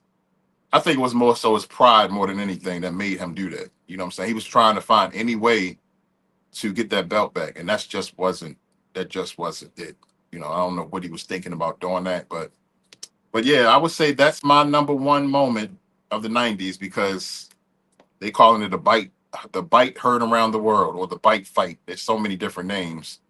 You know what I'm saying? But I still remember that, man. I watched that live, and I was shocked. I couldn't believe he Yeah, really man, bit that that was man. that was that was wild. Man. I could not believe that shit, man. But you know what I'm saying? I Mhm. think that if anything, that brought attention to a lot of shit. That's kind of like again, where like real life comes into like athletics and sports and shit. Because a lot of people that brought a lot of attention to like mental health and shit like that. That's a fact. You know what I'm saying, man? People, That's a motherfuckers acting fact. like that. You know what I mean? And so yeah, but that shit, Yep. because you like he literally lost his mind doing that shit.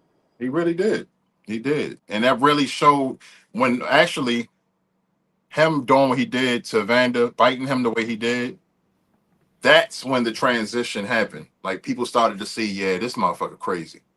You know what I'm saying? Like it's something. If you notice, it started going downhill from there.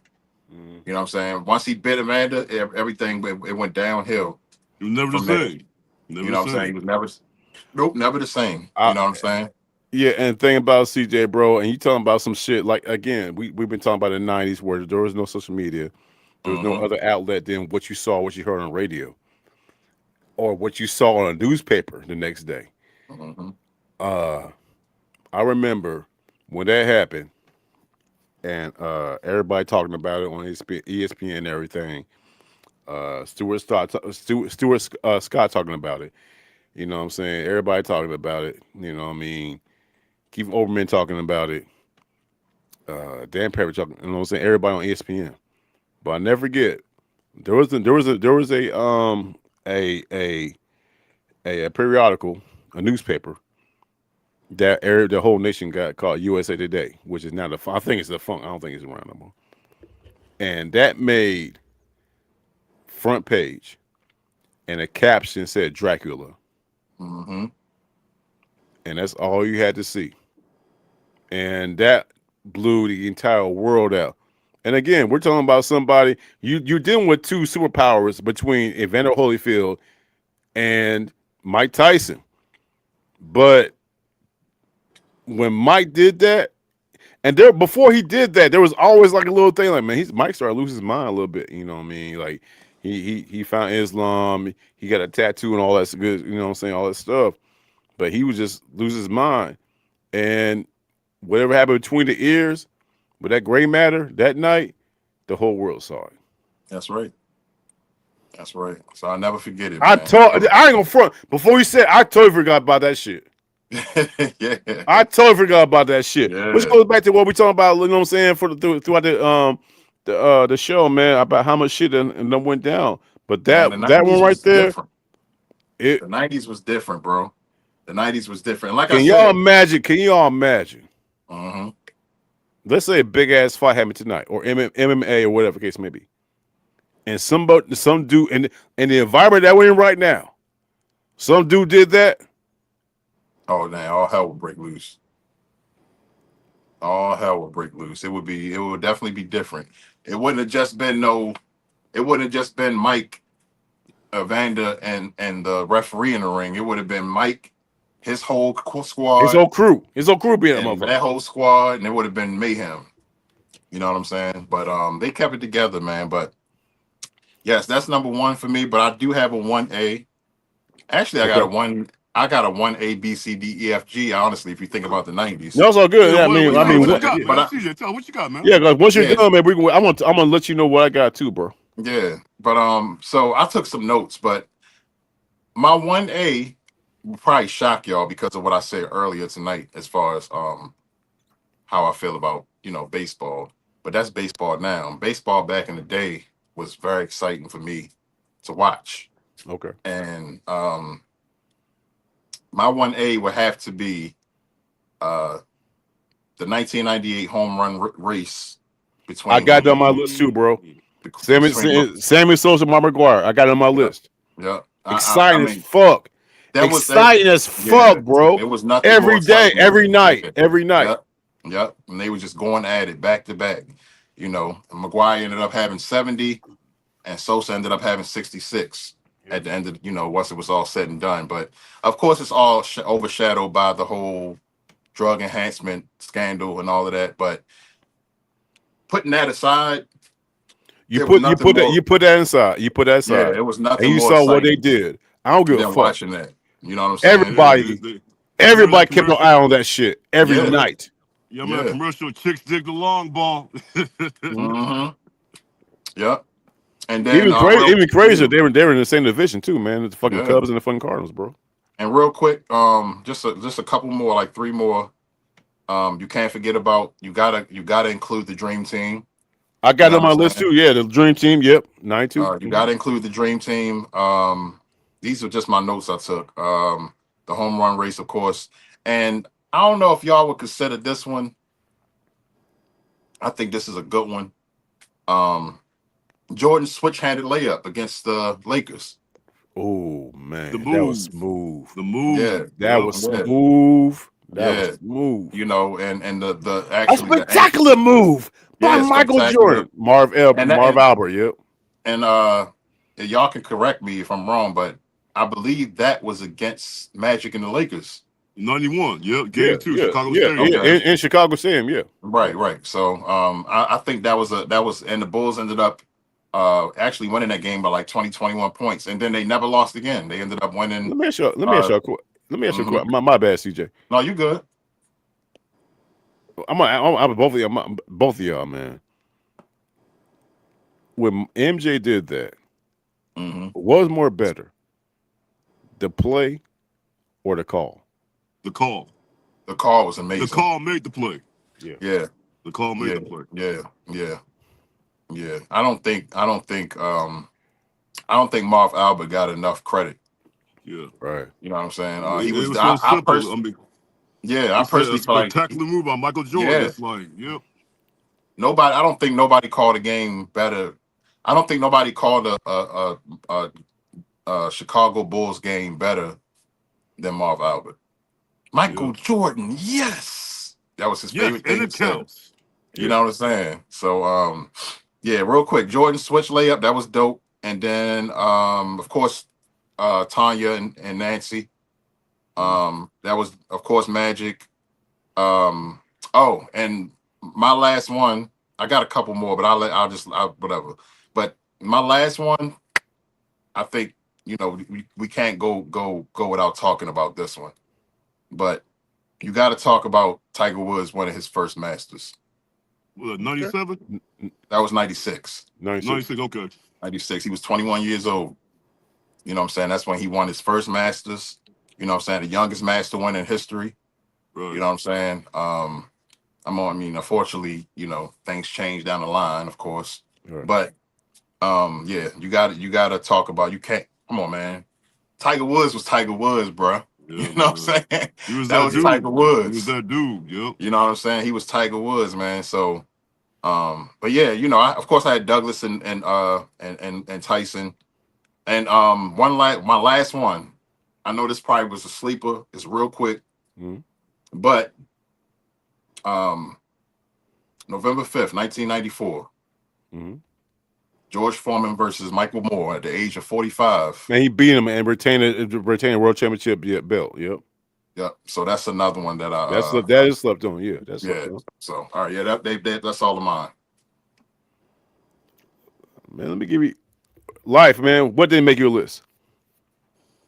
I was gonna go for personal reasons. UNLV beating the shit out of Duke by 30 points in the championship. I was gonna go with the Jordan 103 to Shrug. 73, bro. Yep. The Jordan Shrug. That was one I was gonna go with. Okay, all right. Yeah, Jordan Shrug. I was gonna go with Joe Carter hitting that game-winning home run against Mitch Williams against Touch them all, Joe. Touch them all, Joe. Yeah, man. Okay. So it was a lot of men there, man. But Dream Team, I had that one too. Hey, can I make a confession? Yeah, of course, man. Go ahead. Yeah, I can't figure that. I can't figure it. There's no way. I'm like, there's no way this motherfucker do shit on top of a dome type shit, nigga. There's no fucking way. No fucking way. Right. I had the greatest show on turf. You know what I'm saying? I had 99. I had that one too. Yeah. I had, this is one I wanted to put in there, but so many moments was the 1996 NBA draft. We had Kobe, AI, Kobe, Ray Allen, Steve Nash. Alonzo Mourning, right? No, that was 92. 92. My bad. Okay. Yeah, but that was close, man. It's just like you guys know, man. The 90s, like CJ said, there nothing like it, man. Yeah. Nothing like it, man. You know what I'm saying? Those are some of the few I had, man. Shaq tearing another rim. I had that one down too, man. So yeah, I had a couple, man. The ones that didn't make my list, man. One, you're gonna laugh your ass off. I was really want to put it on there, but that goddamn old ass Texan from Texas Rangers, Nolan Ryan, Oh yeah, the headlock on the mound, and Robert Ventura rushed his ass. This motherfucker, old man put him in the headlock. Old man strength. He put him in a headlock. He put Robert Ventura in the headlock. I'll never forget that. And went in on his ass. So much so, Robert Ventura's team is like, no, we don't want that. Yeah, they didn't want that smoke. They approached them, but no, they didn't want that smoke, man. Oh, man. There's another one right here, man. I was gonna put in there. But there's so many moments. The Buffalo Bills, man, going to 4 straight Super Bowls. Woo, wait, I don't know how we forgot about that one. Yeah, that was on here. And not only going to 4 straight, they lost all of them. All of them. But that's insane. What do we think about more? The fact that they went to all 4, the 4 straight, or that they lost 4 straight? You know what I think about? Mm-hmm. I think about being a fan around that time. Mm-hmm. Can you imagine being a fan of that team at that time and going to 4 straight Super Bowls and losing all 4? You gotta that I'm pretty sure some motherfuckers. I'm pretty sure some fools they lost a couple of years of their life. All that. I would lose my goddamn mind. I would lose my mind, man. You can't get one. You can't get one. Not one, bro. That's insane. Right. And here's a little stat that I'm pretty sure you guys know, but a lot of people don't know. I was 4 straight losses. I have no clue why this is always in my mind. All the losses were for NFC East teams. Damn, how did I know that?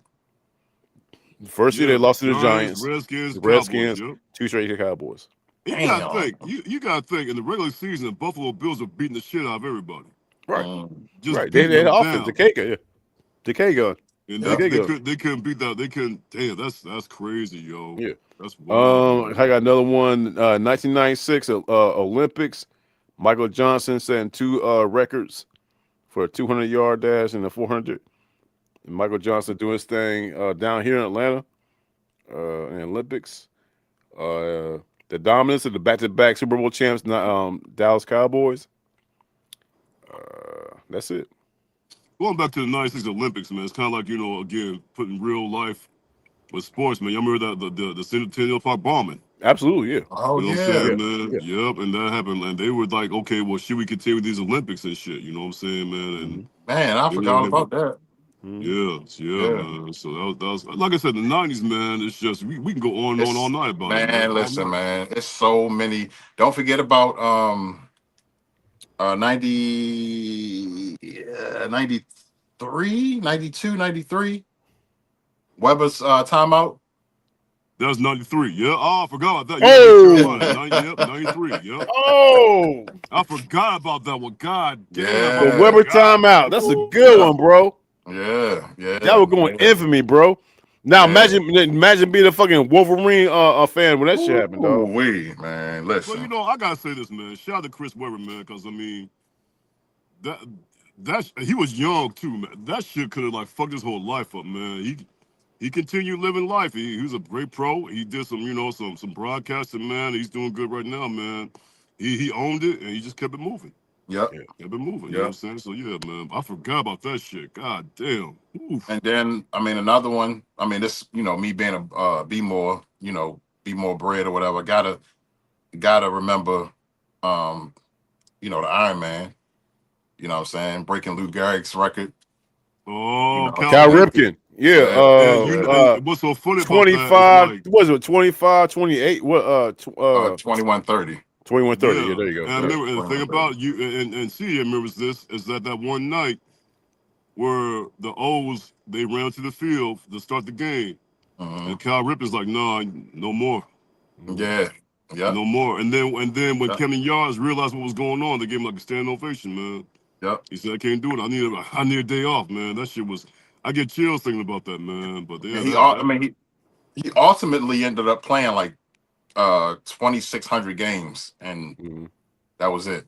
You know, I remember that's that a game, record man. that'll never be broken. Nobody. Hell no. I remember because a game is official after 5 innings. And I remember the 5 innings came by. He's sitting there on shortstop, and then people know what's going on. They start, you know what I'm saying, getting round applause, and he was like, "Chill out, stop, just stop." And then he broke down. Yeah. It's a lot, man. Don't forget about Serena, 17 years old, winning the Grand Slam. You know what I'm saying? Don't forget about Elway's helicopter into the end zone. His big ass. Yeah. That dude. Yeah. Old man strength. Old man strength, man. Yeah. But again, talk about man. the like Morton Anderson, that kick that sent the Falcons to the Super Bowl, man, against the highly favored Minnesota Vikings. You know what I'm saying? The Minnesota Vikings that year should went undefeated. that '98 squad, that '98 Vikings team was a They should monster. won undefeated. Yeah, You know, it so was like I said, Randall Cunningham, Randy Randy Moss, Moss, of course, Robert Robert Smith, Smith. Yep, all them boys. Yeah. yep. And the Falcons came up, went up there and did it, dog. Yeah. And of course, unfortunately, tragically, I mean, I think we would have to throw in, Hank Gather's collapse. Yeah, 1990, Lord That Marymount. was Yep, crazy, and the whole world saw that.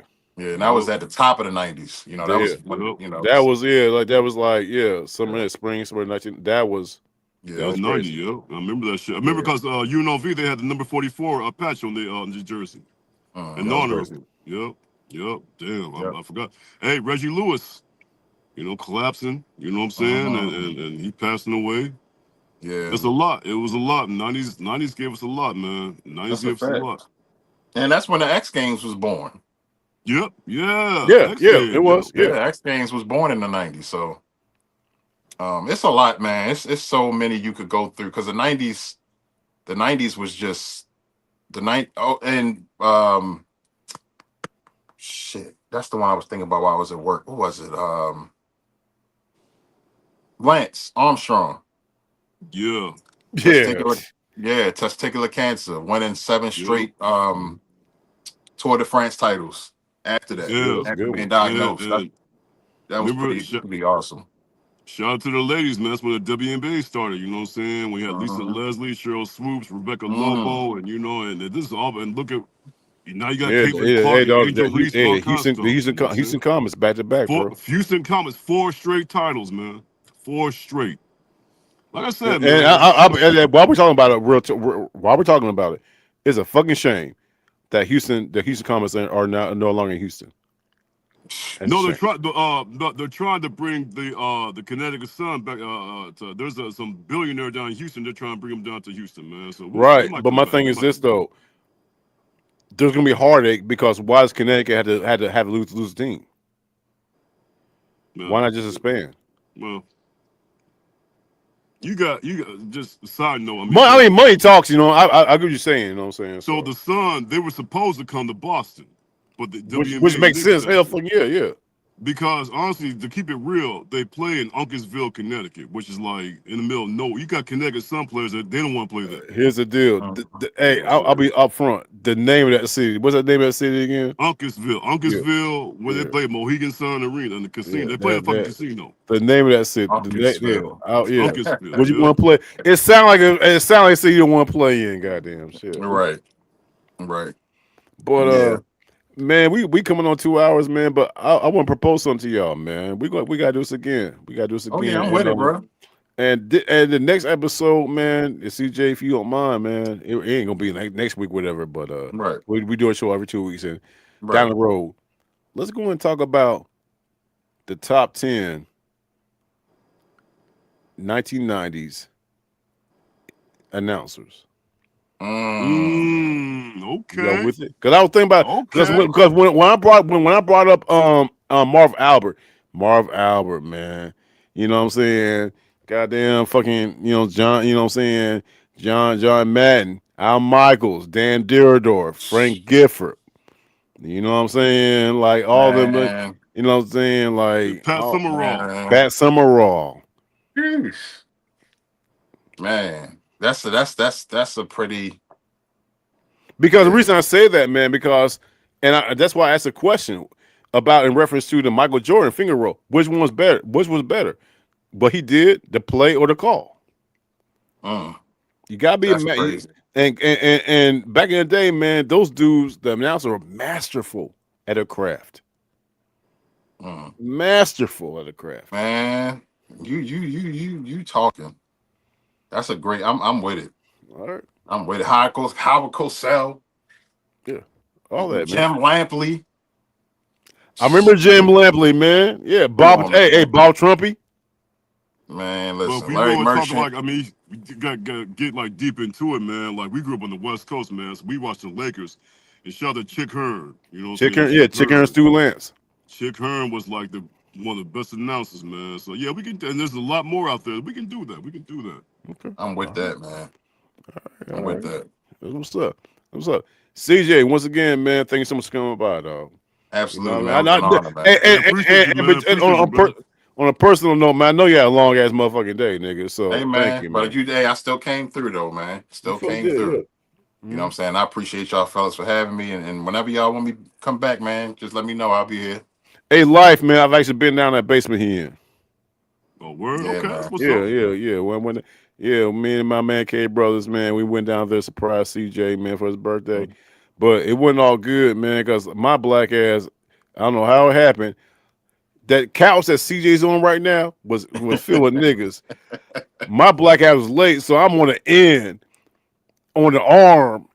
You know what I'm saying? Mhm. We're next to that Hamilton, right? I was past that. So man, my fucking left ass cheek was hurt for a minute, nigga. Shit. Yeah, man. That was a time that we had. A time was had that weekend, man. Yes, sir. Yes, That's sir. for sure. Yes, sir. Once again, tell everybody where we can find you, man. All right, man. Well, like I said, I'm your man CJ. If CJ and Sharice, y'all can find me on YouTube with my wife, CJ and Sharice.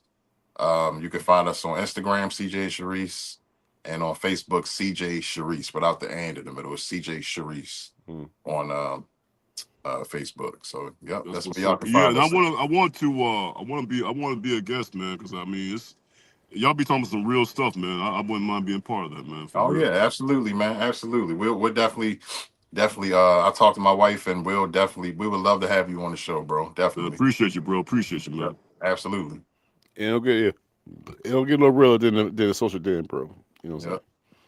Other than Candid Room, but you know what I'm saying with Maggie T. But other than that, yeah, man. So hey, y'all, everybody who enjoyed this episode right here, share it out, comment, like, all that good stuff, and it's all good, man. Because like, even though what I'm saying we old heads, man, we remember how life used to be, and it's going down memory lane about just sports.